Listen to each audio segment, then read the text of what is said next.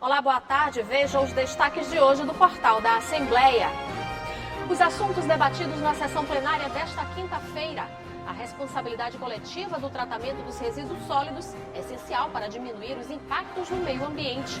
Na reportagem da série sobre saúde mental, você vai ver como evitar o esgotamento emocional no ambiente de trabalho. Segundo a Organização Mundial de Saúde, transtornos mentais e comportamentais estão entre as principais causas de muitas pessoas estarem faltando ao trabalho no mundo. O medo da doença da urina preta fez com que consumidores deixem de comprar o pescado no Maranhão. E você vai conhecer o trabalho do núcleo escolar que ajuda crianças e adolescentes a desenvolverem habilidades pouco exploradas no ambiente escolar tradicional.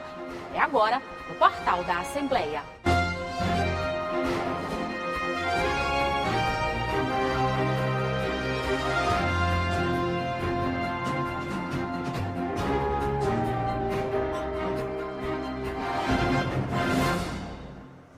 E nós vamos direto ao plenário na Gibiaica, onde está o repórter Joelson Braga, que vai contar pra gente o que foi discutido durante a sessão plenária desta quinta-feira.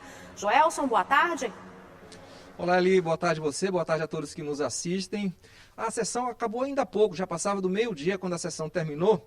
E tudo isso por conta da despedida do deputado Luiz Henrique Lula da Silva, fez um pronunciamento se despedindo e já anunciando que na próxima sessão o deputado Zé Inácio assume. Mas esse assunto a gente vai conversar no segundo bloco, numa entrevista exclusiva com o deputado, ele já está aqui no plenário e vai conversar com a gente.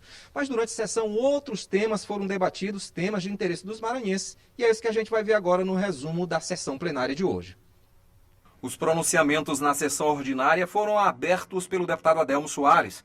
O parlamentar fez denúncias de supostas irregularidades na pasta da educação no município de Caxias quanto à gestão da merenda escolar. Sobre este tema, o deputado Wellington do Curso e a deputada Daniela Tema saíram em defesa da gestão municipal. Já o deputado Antônio Pereira tratou da realização da primeira feira de agronegócio na cidade de Imperatriz. Essa feira, senhor presidente, ela contará com 40 estandes. Ali são das mais diversas comerciantes ali do agronegócio Imperatriz, indústrias de fora, que estarão ali colocando as novas tecnologias, os novos produtos a favor e à disposição, não é, de todos aqueles pecuaristas, pequenos agricultores, pequenos pecuaristas, médios pecuaristas, do homem e da mulher do campo.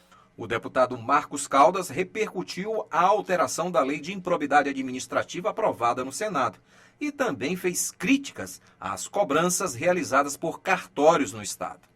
As pessoas humildes não podem mais transferir seus imóveis porque as taxas são absurdas. Para você ter uma ideia, muitos estão deixando de transferir porque não tem condição. Paga normalmente quase 4,5%. Vou lhe dar exemplo, deputado Hélio. Hoje, no Maranhão, para se transferir um imóvel, você paga 2% de ITBI, que é imposto municipal, tudo bem. Paga as taxas do judiciário. Mas a taxa de escritura é em torno de 1%, que é um absurdo. A taxa de registro é que chega a quase 1,5%.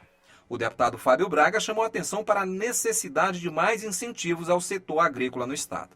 E digo isso porque a maior preocupação nesse retorno da economia é justamente a economia rural se desenvolver e cada vez mais gerar emprego e renda para aqueles que estão lá no campo.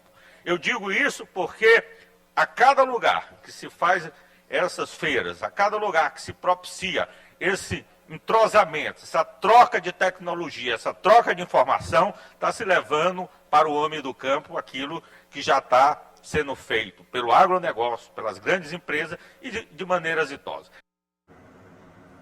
A Comissão de Meio Ambiente e Sustentabilidade da Assembleia Legislativa está realizando audiências públicas no interior do Estado para discutir a política estadual de resíduos sólidos. A segunda palestra do primeiro ciclo de audiências públicas da Comissão de Meio Ambiente e Desenvolvimento Sustentável da Assembleia Legislativa foi realizada ontem à tarde na cidade de Pedreiras. Além dos deputados Rafael Leitoa e Betel Gomes, contou com a presença de autoridades locais, sociedade civil e da prefeita de Lago do Junco, Maria Edna Alves. Hoje, pela manhã, foi a vez da cidade de Codó receber a comitiva do Parlamento Estadual. A última reunião desta primeira etapa de audiência acontece no município de Timon e vai encerrar o primeiro ciclo de debates, que trata da política estadual de resíduos sólidos e de responsabilidade dos geradores e do poder público na gestão, tratamento e reaproveitamento dos resíduos.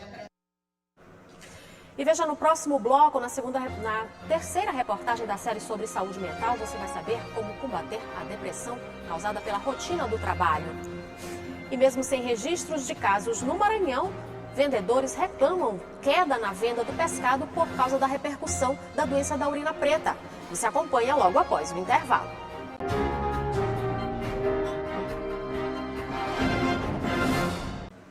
Durante a sessão plenária de hoje, o deputado Luiz Henrique Lula da Silva se despediu do parlamento estadual. Ele ocupava a vaga do deputado Zé Inácio Lula, que reassume o mandato na próxima sessão. Nós vamos voltar a falar com Joelson Braga, que tem mais informações. Joelson, é com você? Obrigado, Eli. Aqui ao meu lado já o deputado que fez um pronunciamento, fez na verdade os dois pronunciamentos no pequeno expediente e também no grande expediente.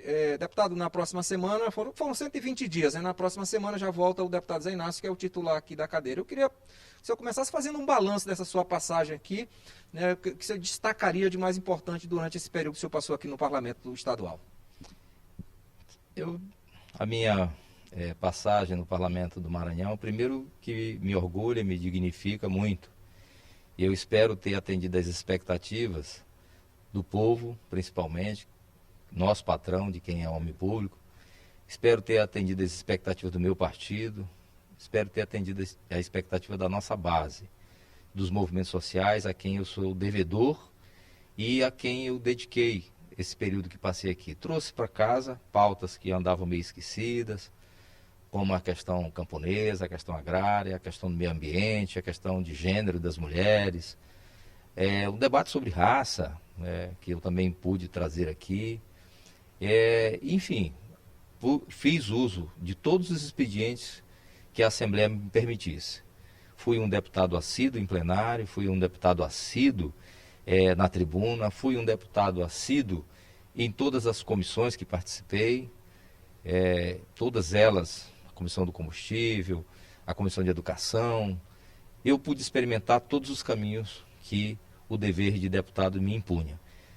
Saio da casa nesse momento, agradecido pela oportunidade primeiro do povo que me trouxe para cá, oportunidade também que me foi conferida pelo deputado Zé Inácio, na sua ausência, que me permitiu estar aqui na condição de deputado, e saio com a sensação de dever cumprido, com mais de 100 proposições feitas, dos quais 10 projetos de lei, de natureza ordinária ou legislativa, 79 indicações, várias moções, requerimentos, comendas, títulos de cidadania, tudo que eu podia fazer aqui nos últimos 120 dias eu fiz.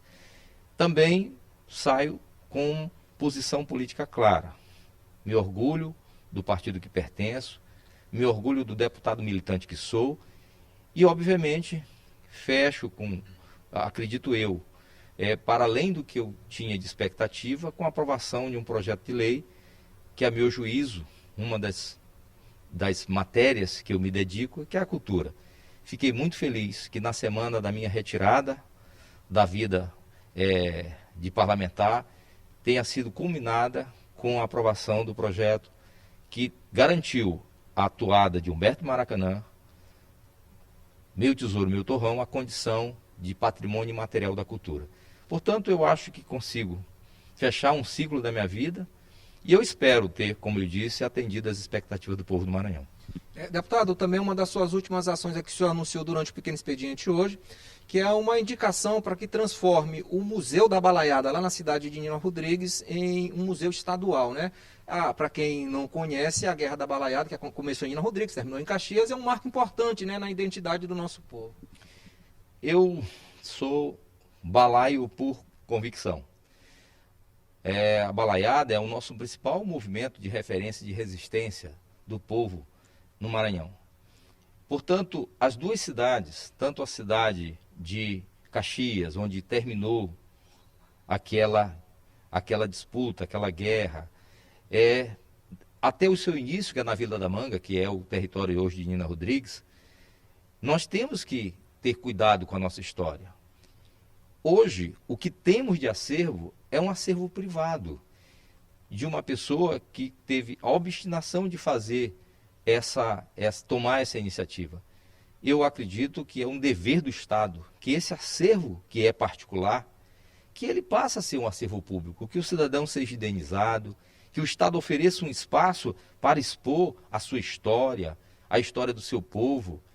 E é isso que eu fiz como indicação. Também coloquei, há muito tempo atrás, logo no começo, quando eu aqui cheguei, a indicação de que o ensino médio pudesse, que está em torno daquela região, tanto de Caxias como de Menina Rodrigues, que os alunos do ensino médio daquelas cidades que circunvizinhas, que eles possam fazer a rota da balaiada, o que significa os ônibus escolares que os municípios já têm, poderem visitar esse museu que eu defendo que exista lá, que já existe de maneira privada, e que ele possa ter um museu melhor ambientado, com talvez uma ampliação do seu acervo, de maneira tal que esses alunos do ensino médio, principalmente dessas duas regiões do estado, em deslocamento com os ônibus escolares, possam conhecer a história viva, a história de maneira presencial, que acompanhe e que possa entender a importância que esse movimento de resistência teve ao povo do Maranhão,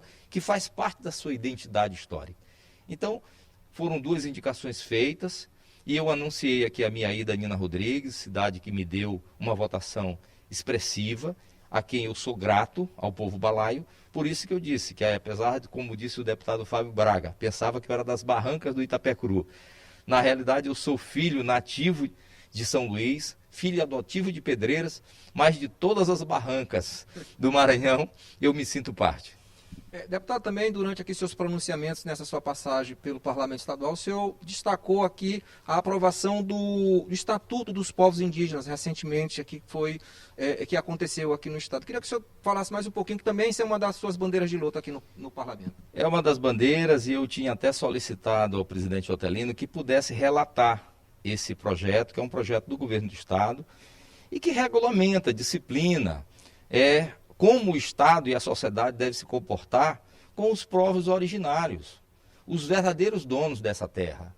Quando todos chegaram, portugueses, europeus e africanos, cá estavam os povos originários, os povos indígenas. E o Maranhão ainda, felizmente, apesar de ter perdido boa parte das suas florestas, não perdeu a presença das nossas nações indígenas. Maranhão é um território de Guajajaras, é um território de Cricatis, é um território de Gaviões, de tantas outras nações indígenas que aqui existem entre nós.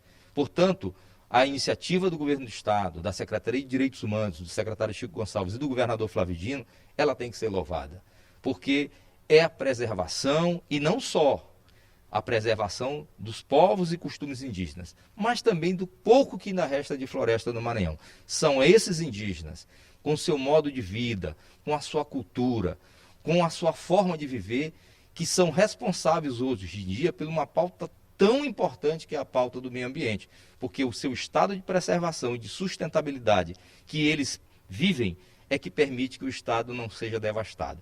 Então, eu fiquei feliz com a iniciativa do governador, pedi ao governador que pudesse relatar essa matéria, pedi ao presidente Otelino que também pudesse relatá-la, porque eu entendo que essa iniciativa do governo e essa matéria, ela tem muita relevância com o estado do Maranhão.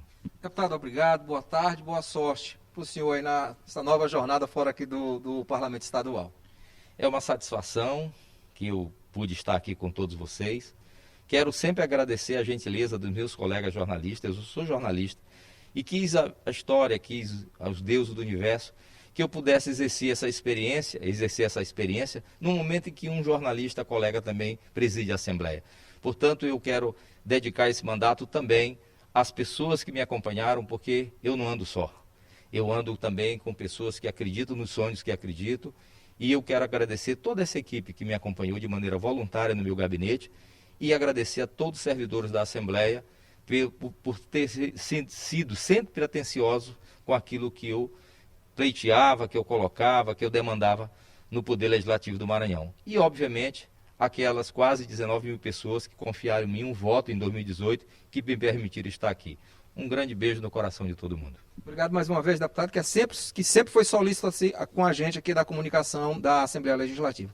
Tá aí, portanto, ali, volto com você. A gente conversou aqui com o deputado Luiz Henrique, que se despede do parlamento, mas quem sabe a eleição ano que vem ele volte aí já como deputado. Volto com você.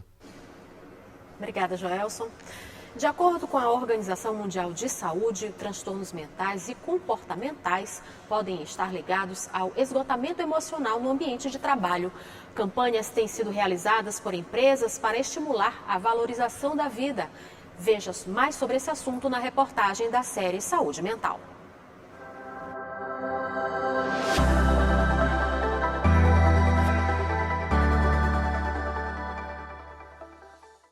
O nosso bem-estar começa pela profissão.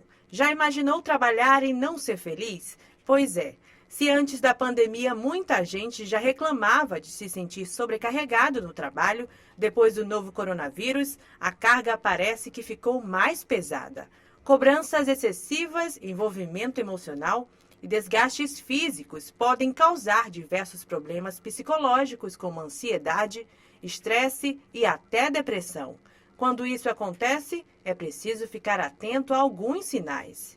O isolamento é um dos comportamentos. Nós temos também o afastamento das atividades que antes essa pessoa fazia. Ela tinha algumas atividades, ela passa a não ter mais interesse por essas atividades. A questão do sono, quando ela verbaliza, quando ela expõe, quando ela expressa que não tem dormido bem. Nós temos alguns comportamentos voltados para o uso abusivo de algumas substâncias, a exemplo, o álcool.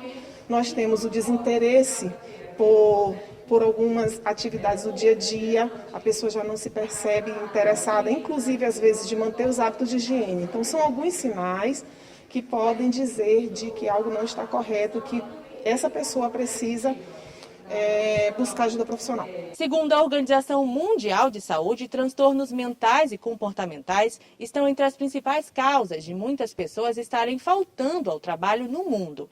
Diante desse cenário, respeitar limites de atividades no ambiente de trabalho é essencial para evitar o esgotamento emocional. Por conta disso, campanhas têm sido realizadas em ambientes de trabalho para alertar a população sobre a importância de combater o suicídio e valorizar a vida. Na Assembleia Legislativa do Estado não é diferente. Ações simples, mas que podem impactar na vida dos trabalhadores. E a gente precisa trazer para cá, para dentro do órgão, e também trazer para a nossa vida a importância da saúde emocional, do cuidado com a saúde emocional, da prevenção em saúde emocional, né? Porque a gente tem, no geral, as pessoas têm a mania de apenas tratar saúde mental, e existe prevenção em saúde mental. Então, assim, a gente precisa trazer e destacar essa ideia de que o autocuidado é uma coisa que a gente tem que ter todos os dias. O seu Enoque é servidor da casa há quase 40 anos. Ele passou por sérios problemas financeiros, familiares e estrutural e acabou sendo diagnosticado com depressão. Um período difícil que contou com o apoio de profissionais do trabalho para superar os problemas. Eu tive uma sequência de problemas familiares, problemas estrutural, problemas financeiros na época, e veio a situação que eu passei. Mas graças a Deus que nós estamos hoje aqui na Assembleia, tendo apoio do governo da casa, que é o presidente da casa, e da parte da área médica, né? Eu tenho tido muito apoio, fui o que me auxiliou, e hoje eu vivo me recuperando ainda, né? Passando pela situação de recuperação, me reconhecendo mais.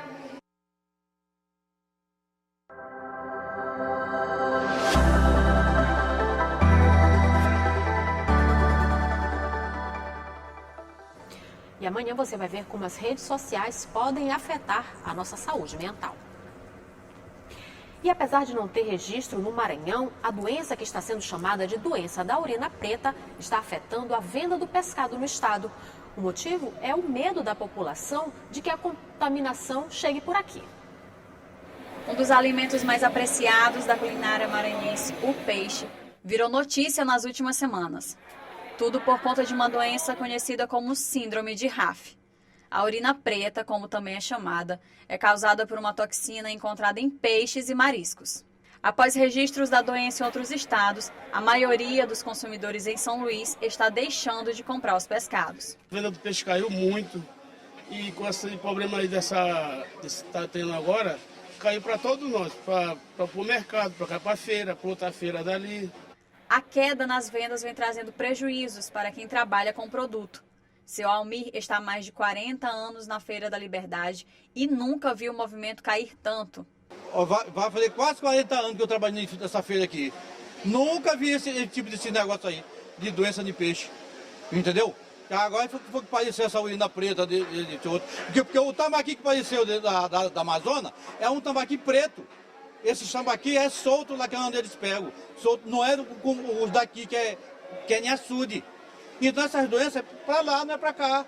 Um problema que não é só da capital. De acordo com o presidente da Associação de Piscicultura da cidade de Matinha, considerada referência na criação de peixes da Baixada Maranhense, a venda tem caído muito nas últimas semanas. O peixe que você come aqui dos nossos criatórios, dos nossos tanques cavados, é um peixe de qualidade, é um peixe que é criado com tecnologia, com acompanhamento da vigilância sanitária, dos engenheiros de pesca e agora, ultimamente, houve-se essa fake news espalhada de que o pescado está causando a doença da urina preta.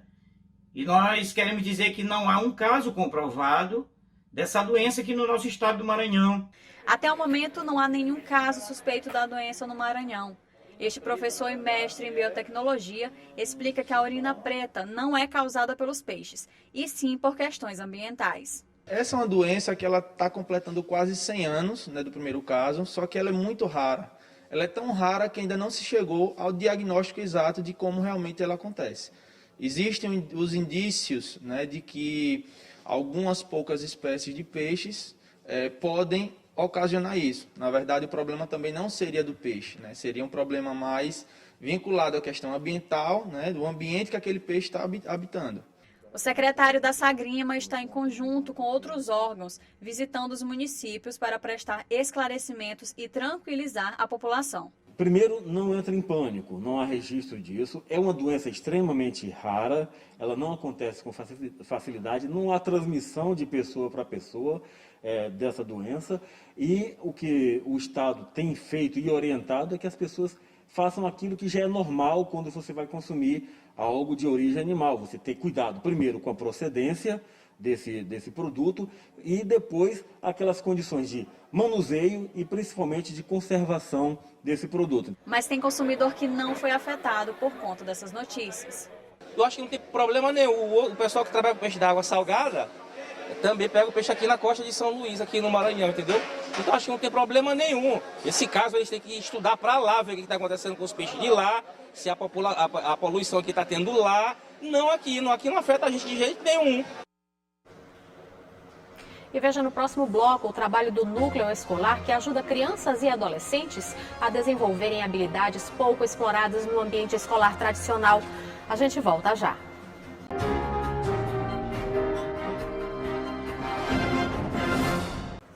A Fundação Oswaldo Cruz lançou o primeiro boletim que acompanha o cumprimento do esquema vacinal proposto contra a Covid-19.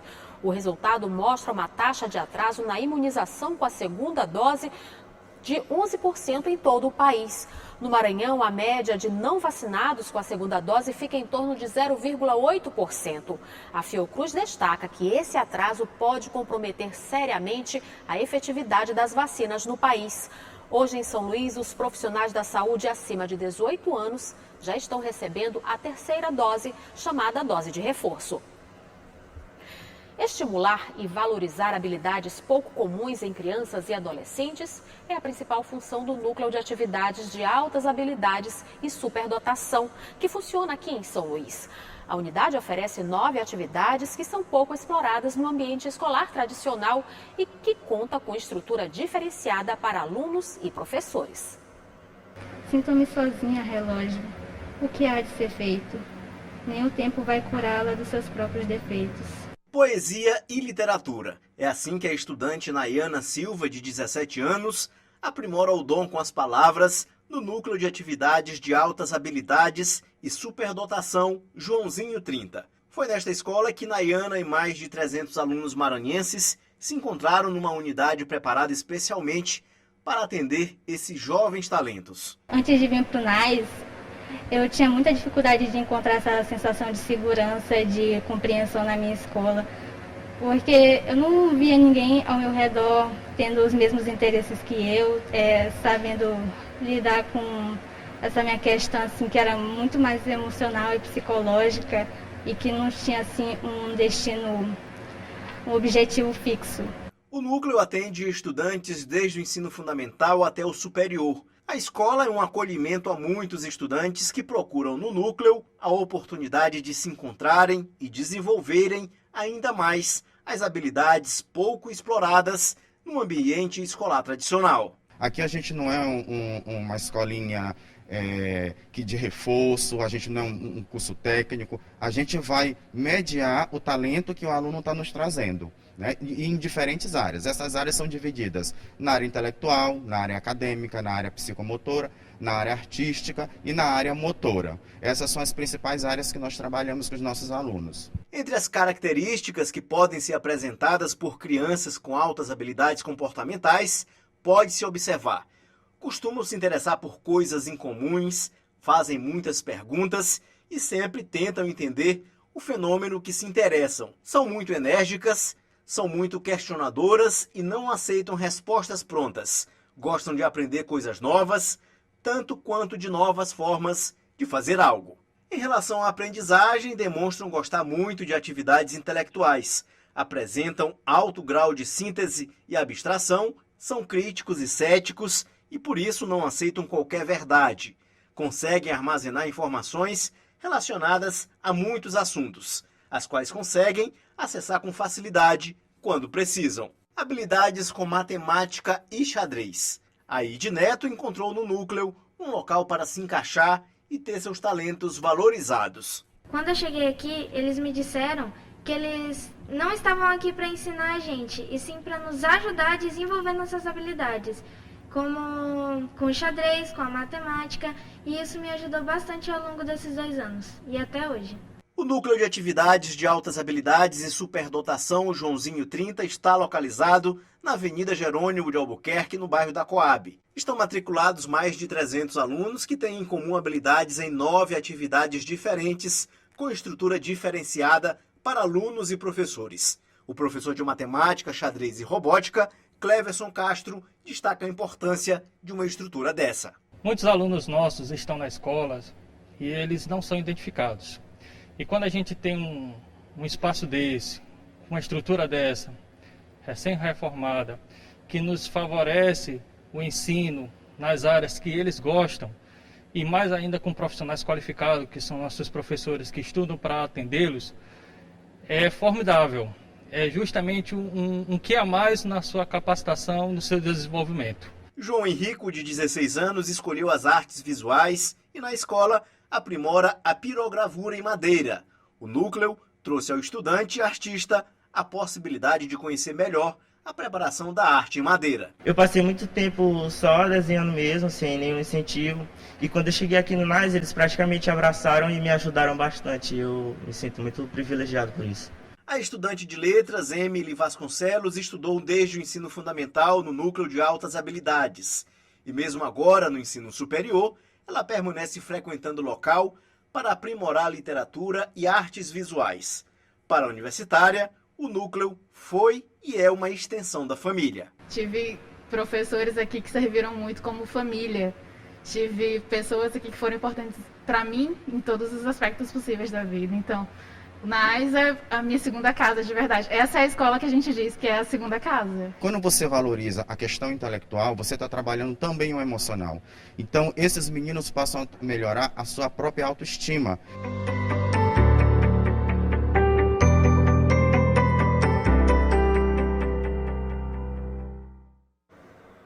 o portal fica por aqui. Para rever as reportagens de hoje, acesse o site al.ma.leg.br/tv.